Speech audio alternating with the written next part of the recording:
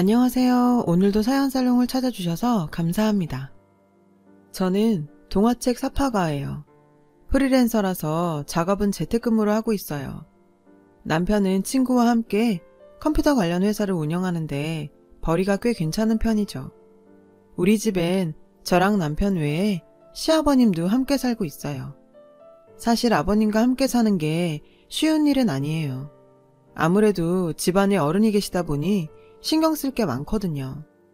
이런 절 보고 주변에선 대단하다고들 해요. 시아버님 모시는 게 뭐 그리 대단할 일이냐고요? 사실 거기엔 약간의 사정이 있거든요. 가슴 아픈 가정사가요. 저희 아버님은 몸이 안 좋으세요. 거동이 불편하실 정도로요. 저희 부부가 결혼하고 얼마 안 돼서 뇌출혈로 쓰러지셨는데 이후에 뇌졸중 진단까지 받으신 상태죠. 그 후로 거동은 물론 주위 도움 없이는 일상생활도 불가능한 상태예요. 저도 처음부터 몸 아픈 시아버지를 모시고 살 생각은 없었어요. 상황이 그러니 모시게 된 거죠. 제 남편은 사남매 중에 막내로 위로 형 둘과 누나 한 명이 있어요. 남편이 그러는데 자기는 어려서부터 집안의 눈엣 가시였대요. 어머님과 형들 그리고 누나한테요. 이미 든든한 두 아들과 살림 미천인 딸까지 있으니 딱 됐다 하는 찰나에 계획에 없는 넷째가 태어나서 어머님은 무척 황당하셨다나 봐요. 먹고 살기도 힘든데 입만 늘었다고요. 그래서일까요? 남편은 어린 시절을 생각하면 암울한 기억뿐이래요. 늘 혼났던 기억과 어머님의 푸념이 떠올라서죠. 넌 태어나지 말았어야 했어. 자신을 낳아준 엄마한테 그런 말을 듣고 살았으니 어린 나이에 얼마나 상처가 됐겠어요. 언젠가는 하도 억울해서 악을 쓰고 대들다 죽도록 맞기도 했다더군요. 엄마가 그럴 정도니 형제들은 또 오죽했겠어요. 어린 동생을 보살펴주긴커녕 늘 종부리듯 했다더라고요. 그런 남편에게 유일한 버팀목은 아버님이셨죠. 당시 시부모님은 주말 부부셨는데 아버님 일터가 지방에 있어서 그랬대요. 금요일 밤에 오셔서 일요일 저녁에 다시 내려가셨는데 그래서 남편은 늘 금요일 밤을 손꼽아 기다렸다더군요. 아버님은 자식들을 차별하진 않았지만 유독 막내인 남편을 특히 아끼셨대요. 볼 때마다 안아주고 놀아주실 정도로요. 그러니 남편이 아버님을 좋아하지 않을 수가 없었겠죠. 아마도 어머님이 남편을 못마땅해 하는 걸 알고 계셔서 더 그러셨는지도 모르겠어요. 방학이 되면 남편은 아버님을 따라 아버님 숙소에서 지내곤 했대요. 집에 있는 것보다 그 편이 더 좋았다고 하더라고요. 자신을 유일하게 사랑해주는 아버님이 아니었다면 자긴 일찌감치 나쁜 선택을 해서 세상에 없었을지도 모른다고 하더군요. 남편을 살린 건 아버님의 사랑이었어요.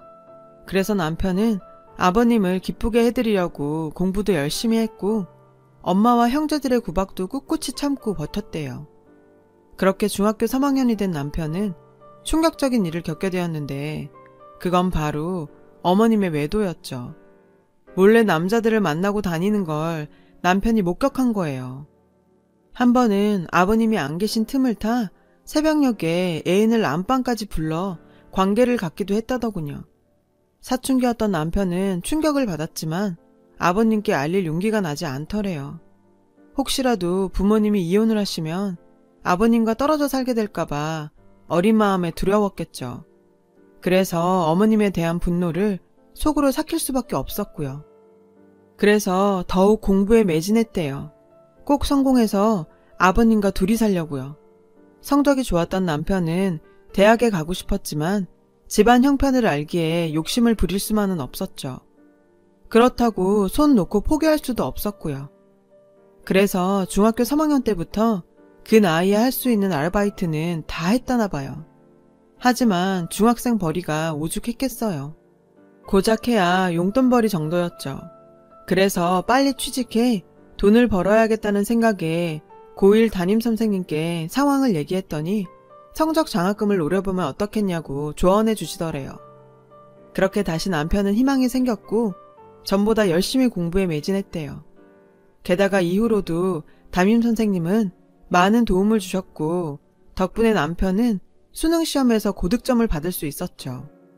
이후 선생님께서는 장학금을 받고 입학할 수 있는 학교까지 알아봐 주셨대요. 그 덕분에 남편은 원하던 대학에 들어갈 수 있었고요. 하지만 남편의 합격 소식에 기뻐한 건 가족 중 아버님 뿐이셨대요.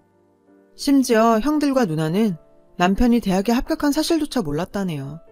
다들 살기 바빠서 그랬을 거라고는 하는데 아무리 그래도 그렇지 가족끼리 너무한 거 아닌가요? 암튼 대학에 들어간 남편은 친구 덕분에 자취를 하게 됐고 덕분에 집을 나을 수 있었죠. 정확히 말하면 더부살이였어요. 잘 사는 친구가 자기 자취방 한 켠을 공짜로 내준 거였으니까요. 그렇게 남편의 대학 생활은 시작됐고 1학년 가을 우리 부부는 만나게 되었어요. 우리가 같은 학교를 다닌 건 아니고요. 제가 친구들과 남편의 학교 축제에 놀러 갔다가 만난 거였죠. 남편의 동아리 친구가 제 친구와 사귀고 있었거든요. 일종의 가지치기였죠. 남편은 제게 먼저 호감을 드러냈고 저도 선한 인상의 남편이 싫지 않았어요. 무엇보다 대화가 잘 통했거든요. 막차 시간에 몰려 얘기 중에 헤어져야 했는데 남편이 연락처를 묻더라고요. 메모지에 적어 건넸는데 며칠 뒤 남편이 제게 전화를 했더라고요. 이후로 우린 몇 번 더 만나다가 얼마 후 사귀게 되었어요. 남편은 학교 수업에 아르바이트까지 눈코 뜰 새 없이 바쁜 와중에도 늘 저를 챙겼죠.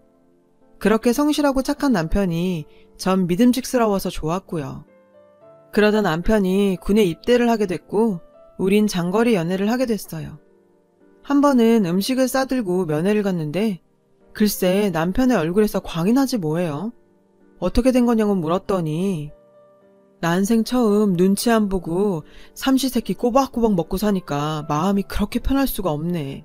나 이러다 말뚝 박고 싶어지면 어쩌지? 그땐 그저 우스갯소리로만 들었는데 나중에 남편이 살아온 얘기를 들어보니 그때 남편 심정이 이해가 가더라고요. 오죽 사는 게 힘겨웠으면 그랬을까 했죠. 그렇게 연병장의 시계는 돌아갔고 남편은 제대를 했어요. 그 사이 저는 출판사에 취직을 했고요. 복학을 한 남편은 다시 예전처럼 알바와 학업을 병행하며 바쁜 생활을 이어갔죠. 그러던 어느 날 졸업을 한 학기 남기고 친구와 창업을 하겠다고 하더라고요. 게다가 사업에 전념하기 위해 자퇴까지 하고서요. 당연히 전 반대를 했죠. 사업이 잘 된다는 보장도 없는데 덜컥 자퇴를 해버리면 나중에 취직도 힘들 테니까요. 하지만 남편은 확신에 차 있었고 결국 제 만류에도 불구하고 학교에 자퇴서를 내버렸어요. 우린 그때 엄청 싸우고 한 달 가까이 냉전 상태로 보냈었죠. 그런데 창업 준비로 고군분투하는 남편을 보니 언제까지고 토라져 있을 수만은 없더라고요. 적어도 나만큼은 힘이 되어주자 싶어 먼저 손을 내밀고 화해를 했죠. 남편의 회사는 컴퓨터 프로그램 제작과 스마트폰 앱을 다루는 회사였어요. 젊은 패기였는지 정말 자신이 있었던 건지 남편과 친구는 자신감이 넘쳐 보였죠. 하지만 모든 일이 다 그렇듯 기반을 다지기까지는 시련이 따르기 마련이잖아요. 남편 회사 역시 그랬어요. 처음엔 고전을 면치 못하다가 우연히 기회를 잡게 됐죠. 시범 삼아 출시했던 스마트폰 앱이 입소문을 타기 시작했고 그걸 필두로 출시한 앱들이 연달아 히트를 친 거죠. 덕분에 회사는 궤도에 오르게 됐고요. 정말 기적 같은 일이었어요. 남편이 청춘을 갈아 넣은 회사는 그렇게 조금씩 성장을 거듭했고 현재는 중소기업 수준의 매출을 올리는 회사로 거듭나게 되었어요. 남편의 노력이 빛을 발한 거죠. 당시 전 출판사에서 사파 디자인을 맡고 있었는데요. 대형 출판사라 월급이며 복지도 괜찮아서 나름 안정적인 생활을 하고 있었어요. 그렇다 보니 슬슬 결혼을 꿈꾸게 되었죠. 하지만 아무리 기다려도 남편은 결혼 얘기를 꺼내지 않더라고요. 내심 서운한 마음이 들던 어느 날 남편이 회사로 찾아왔더라고요. 오랜만에 같이 저녁을 먹자면서요. 그런데 그 순간 전 알아버렸어요. 이 남자가 청혼을 하려고 왔다는 걸요. 평소 입지 않던 양복에 넥타이, 게다가 손에 땀이 나는지 자꾸 손바닥을 바지에 문대고 있었거든요. 전 모른 척 시치미를 떼고 남편이 먼저 고백해주길 기다렸죠. 궁금했거든요. 부끄러움이 많은 이 남자가 어떻게 청혼을 할지 말이에요. 그렇게 식사를 마치고 막 일어서려는데 남편이 제 손을 덥석 잡더라고요. 그리고 떨리는 목소리로 말했죠. 자신은 지금껏 한 번도 누려보지 못했지만 저와 함께라면 따뜻한 가정을 꾸릴 수 있을 것 같다고요. 자신과 결혼해달라고 말이죠. 대단한 이벤트도 아니고 눈물 나는 멘트도 아니었지만 솔직하고 담백한 그 말에서 전 남편의 진심을 읽을 수 있었어요. 그래서 흔쾌히 승낙했고요. 그날 우린 카페로 자리를 옮겨 그동안 하지 못했던 이야기를 나누었어요. 남편의 가정사에 대해서요. 자신의 어린 시절과 가족사, 그리고 힘들었던 성장 과정, 아버님에 대한 이야기까지 모두를요. 나직한 목소리로 담담히 이어진 남편의 얘기에 전 눈물이 났어요. 20살 때부터 곁에서 지켜봤기에 힘들게 살아온 건 알았지만 그 정도일 줄은 몰랐거든요. 이번에 인사드리러 가보면 알겠지만 나한테 가족은 아버지뿐이야. 혹시 다른 사람들이 상처 주는 말을 해도 그냥 듣고 넘겨줬으면 좋겠어. 미안해, 내가 이런 놈이라서. 전 그런 남편한테 걱정 말라고 했어요. 직장생활 짬밥이 얼만데 그런 자리를 못 넘기겠냐고요. 그러면서도 내심 걱정이 되긴 했죠. 앞으로 계속 볼 시댁 식구들이니까요. 그렇게 우리는 시댁에 인사를 드리러 가게 됐어요. 집에 가보니 남편 말대로 우릴 환영해주는 건 시아버님 뿐이더라고요. 어머님은 보자마자 빈정거리셨죠. 지 형들보다 먼저 가겠다니 나 원참. 넌 장유유서도 모르니? 생전 연락 한 번 없더니 결혼할 때 되니 부모가 필요하긴 했나 보지? 배은망덕한 놈 같으니라고.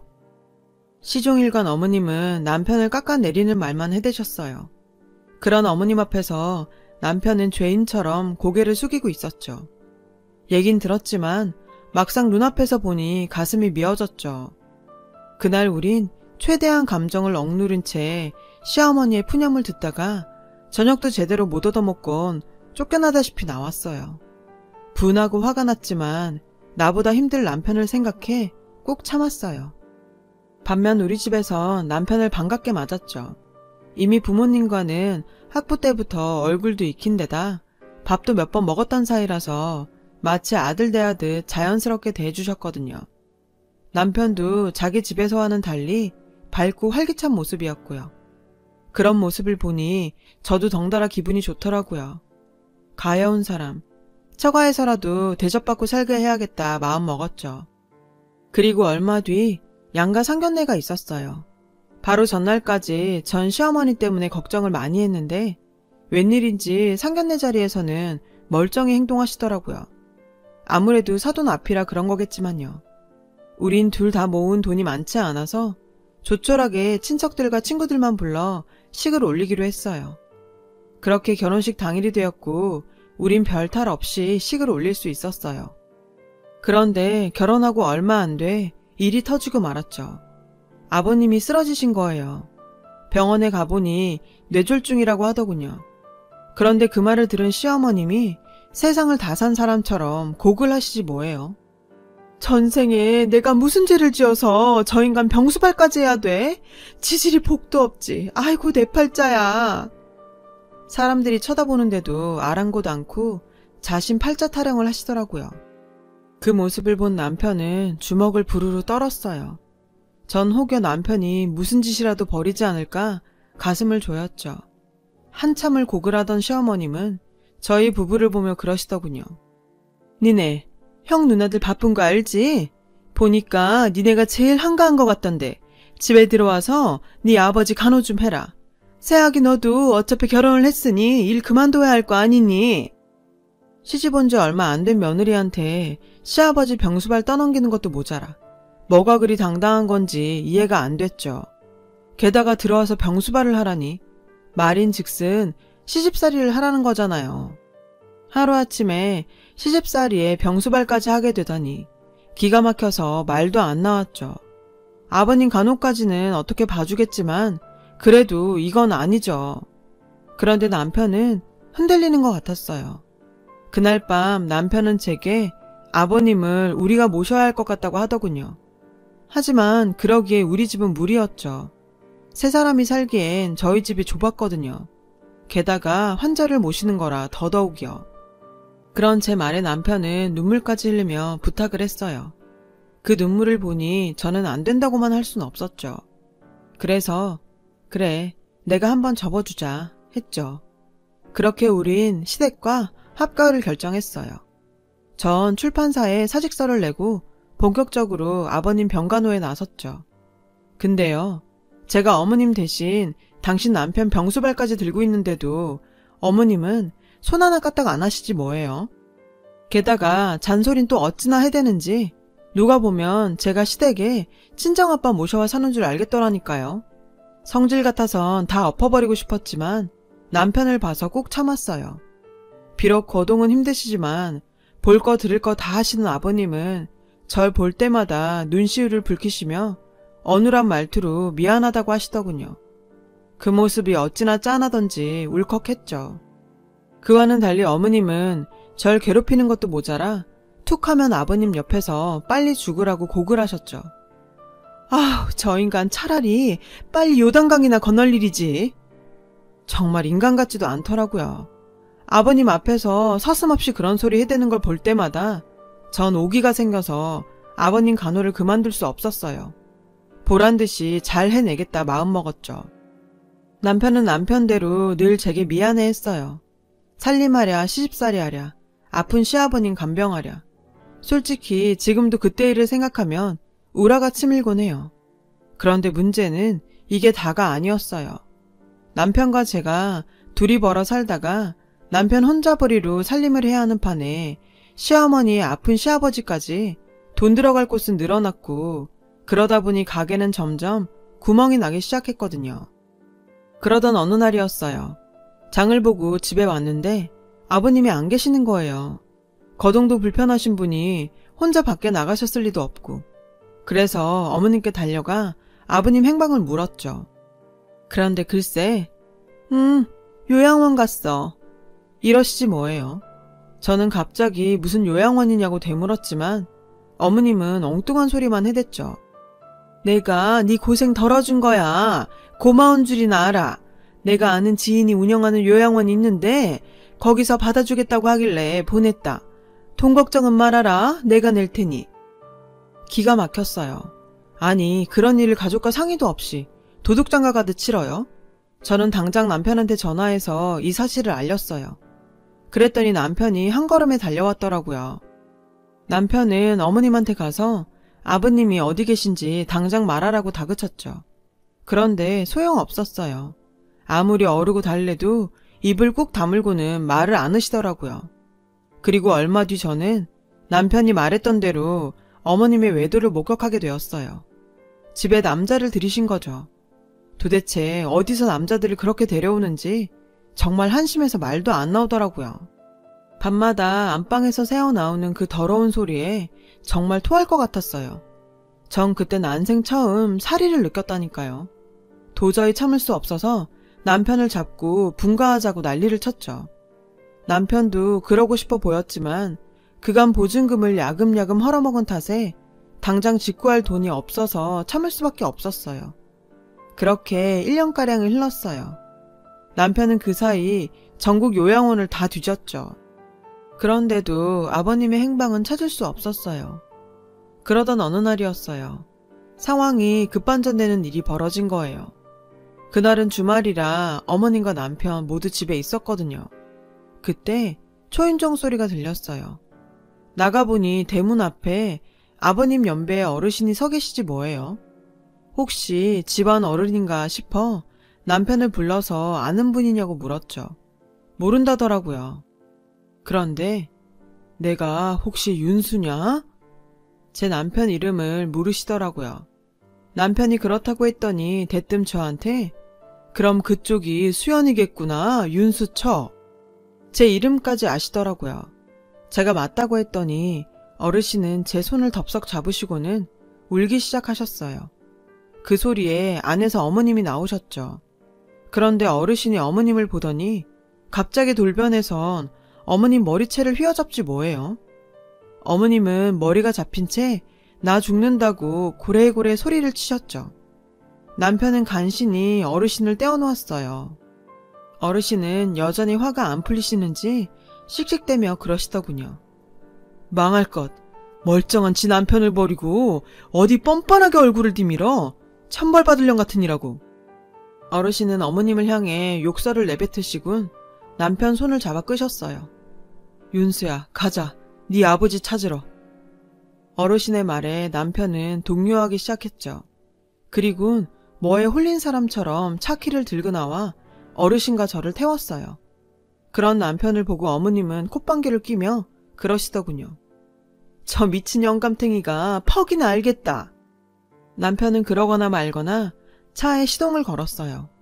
전 일단 자초지종부터 듣고 움직여도 움직이자 했지만 남편은 아버님 얘기에 눈이 뒤집혀서 막무가내였죠. 남편은 어르신이 건넨 주소를 향해 차를 몰았어요. 솔직히 전 반신반의했고요. 그런데 달리는 차 안에서 어르신이 그러시는 거예요.